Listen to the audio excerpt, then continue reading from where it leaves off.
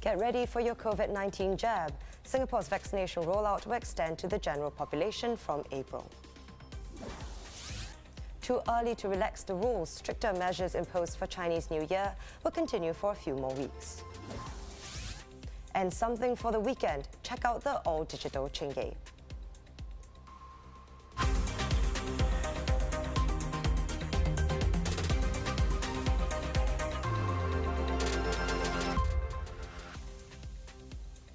This is the Straits Times Newsnight. Good evening, I'm Chao Suen.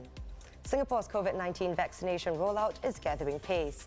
250,000 residents have so far been given their first doses of the Pfizer-BioNTech vaccine, and 110,000 have taken their second doses. At this rate, 1.25 million people would have received at least their first jabs by April, provided that there are no supply disruptions. The updated timeline of who's getting vaccinated and when. Seniors over 70s are next, from Monday. After that, it's those aged between 60 and 69 from around the end of March. And from April, the general population. Minister Lawrence Wong, co-chair of the Multi-Ministry Task Force on COVID-19, said that the vaccines are being pushed as soon as they get here. We expect to be able to distribute vaccines to another 1 million persons by around the end of March or early April. That's on top of the 250,000 people who have already received their first dose of vaccine, first or second doses of vaccines.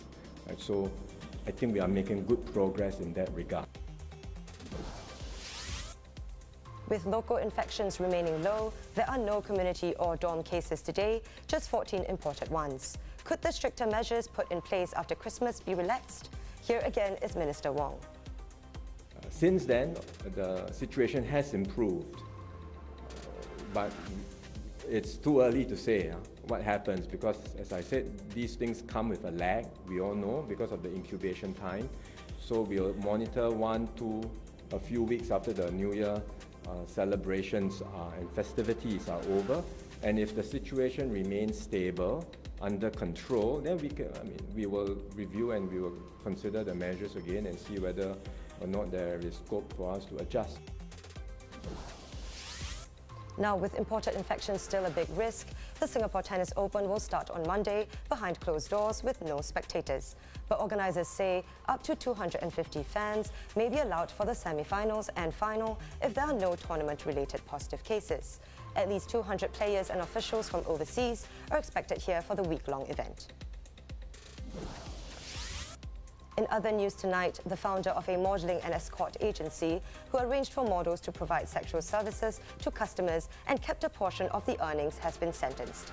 Falinda Tan had even assigned a 16-year-old girl whom she had earlier hired to service 2 clients. The 38-year-old was sentenced to 5 months jail and fined $920. Tan, who used to work as a freelance model and social escort, arranged about 2 prostitution assignments monthly, each time charging customers between $1,300 and $1,500 and taking 40% from the earnings. She had received about $30,000 from the prostitution of the models in her company. And now here's some good news. Despite COVID-19 related disruptions and challenges in 2020, students in Singapore who set their GCE A-level examination last year achieved the best passing rate since 2006. But worries for students still remain, with post-study employment numbers lower for those who graduated last year.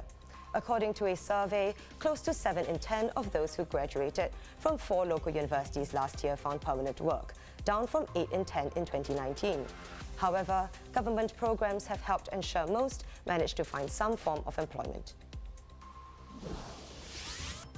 Now, with digital payments and apps so widely accepted these days, I no longer carry much cash on me at all. Even at hawker centres, how we pay for kopi o and roti prata is changing fast. Now here's more from multimedia journalist Fazana Friday. Ever tried to pay for a meal at a hawker centre but not have any cash on hand? Well, now you don't have to go hungry anymore as more hawkers go on the Hawkers Go digital program. Just like here at Whampoa Food Centre, patrons can go cashless for their favourite hawker meals. Transactions volume for January 2021 crossed the 1.2 million mark. Value as well surpassed the $14 million mark, a fourfold increase from when the program was first launched in June. Annie Abdullah runs Annie's Halal Cuisine here at Whampoa with her husband. The stall has been accepting e-payments since it started and receives around 30 transactions monthly. I find it convenient and easy to track our payment, and it's also very fast. Now here we have a lot of old folks, so most of them they don't know how to use. Unless all those from age 20 to 40, they will use digital to make payment. For me, it's convenient. It's convenient, and for the customer also convenient. You don't need to use the money. Then we normally we keep the chain using by hand. You still need to wash or whatever it is. But now in this one, it's convenient. So far, 10,000 stallholders have adopted e-payment. That's more than half of all stallholders here. Our goal was to reach out to 18,000 hawkers island-wide, and in fact the team has been able to achieve that by reaching out to all of them. And the significant thing is more than half have to date already adopted the SGQR code payment solution, which is a good sign because what it means is that they are beginning to see the value and the usage. And that's also manifested in the fact that we have seen the value of transaction go up by more than fourfold, from $3 million in June last year to $14 million in January this year. It was reported last year that hawkers have been cheated by opportunistic customers who show them screenshots of fake or old transactions as proof of payment. To counter that, Nets will roll out new features on the Nets Biz app, used by hawkers and small retailers to help hawkers fight fraud. The other thing is also making it easier for the stallholders because there is some feedback about the application and how it serves them. So some of the things that IMD has been working with Nets on includes a font size, how the notification is received, the sound and so on, to make it more obvious and easy for them to know that a transaction has taken place. Besides hawker food, customers can also expect to make e-payments for other necessities such as key services and wet market groceries. Farzana, Friday for The Straits Times.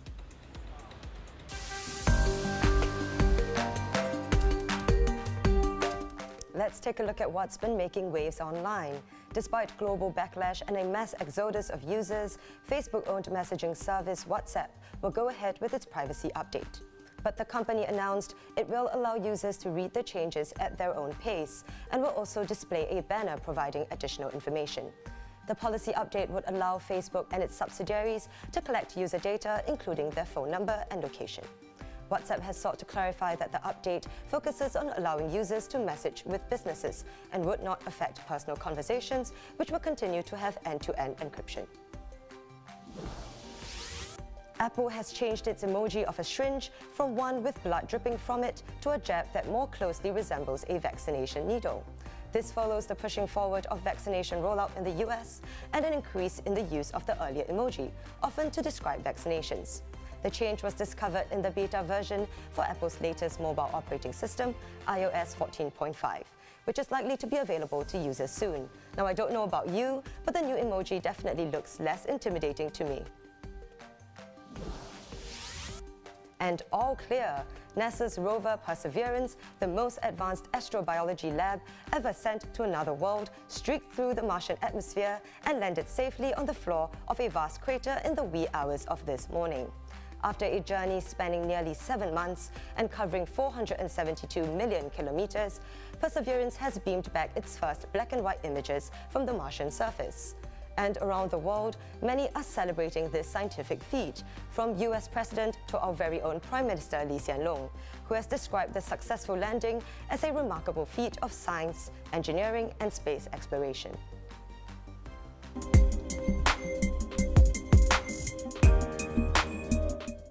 And if you're in the mood for even more festivity, why not check out this year's Chingay Parade? Having gone digital for the first time, this year's parade, which will be aired live online on February 20th from 7:30 p.m. onwards, will feature over 2,000 performers and 150 organizations from Singapore and all around the world. It will showcase a blend of old and new cultural performances, as well as traditional and emerging art forms, all brought together with cool CGI effects.